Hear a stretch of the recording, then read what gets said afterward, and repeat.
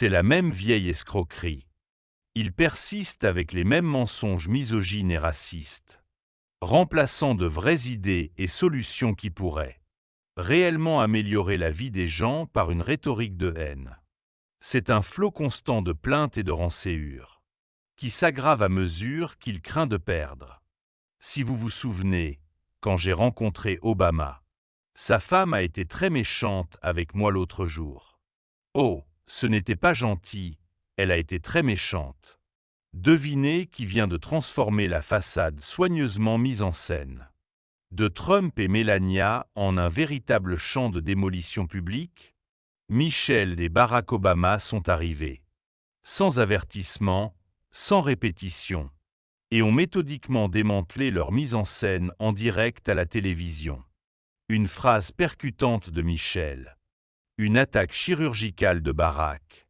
Et soudain Trump paniquait comme si Mar-a-Lago venait d'être saisi.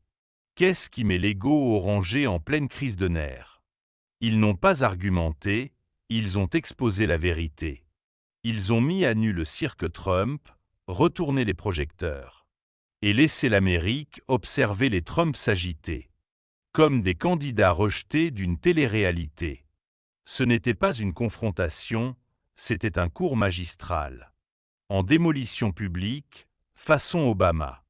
Melania Trump a été vivement critiquée pour avoir utilisé une partie de votre discours. Avez-vous de la sympathie pour elle, étant donné qu'elle est entourée de conseillers qui rédigent pour elle? Oui, j'ai un peu de sympathie pour elle. Comprenez-vous en quoi cela pourrait être éprouvant pour elle? Oui, c'était difficile. La vérité, c'est que Trump n'a pas accompli grand-chose. Il a détruit certaines choses, mais il n'a fait passer aucune loi réellement transformatrice dans ce pays. Avant de poursuivre, cliquez sur « J'aime » et abonnez-vous. Vous ne voudrez pas manquer ça. Ah oui, les Obama contre les Trump. Un duel si frappant qu'on croirait un sketch de parodie, remplaçant un vrai débat présidentiel. D'un côté, Michelle et Barack Obama. Elegance, eloquence, universalement respects. Incarnant l'image même du leadership. Et en face, Donald Trump. Un homme qui a sérieusement envisagé d'acheter le Groenland, comme s'il s'agissait d'une propriété du Monopoly. Et Melania Trump, passée maître dans l'art de sourire comme si elle clignait un appel à l'aide en morse. Je suis là pour vous expliquer. Ce n'est pas parce qu'il agit de manière ridicule que sa présidence ne serait pas dangereuse. Mais quelle est cette obsession avec le certificat de naissance?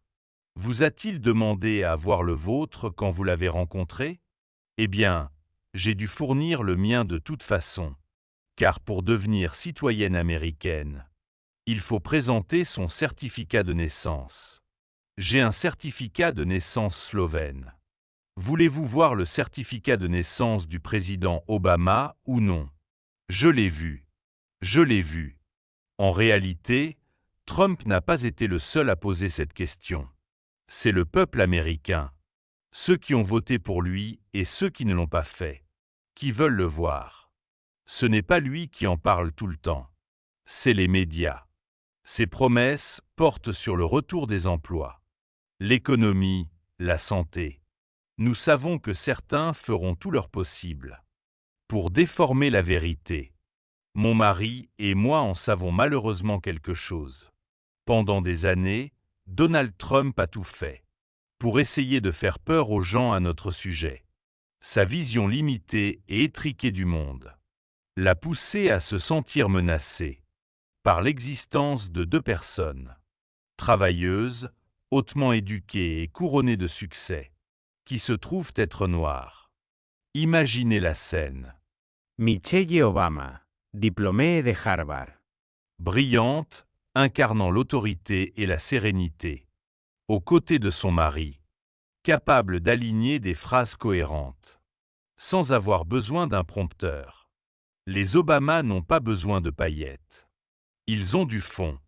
Quand ils entrent dans une pièce, l'atmosphère change, car ils ont réellement mérité leurs honneurs. Ce n'est pas du spectacle, c'est du travail acharné, de la compassion et une véritable compréhension du fonctionnement du gouvernement. Mais je suis ici ce soir parce que j'aime ce pays de tout mon cœur. Et cela me fait mal de voir tant de gens souffrir. J'ai rencontré tant d'entre vous. J'ai entendu vos histoires. Et à travers vous, j'ai vu la promesse de ce pays. Grâce à ceux qui nous ont précédés, grâce à leur labeur, leur sueur et leur sang, j'ai pu vivre cette promesse moi-même. C'est l'histoire de l'Amérique. Je n'ai plus de campagne à mener.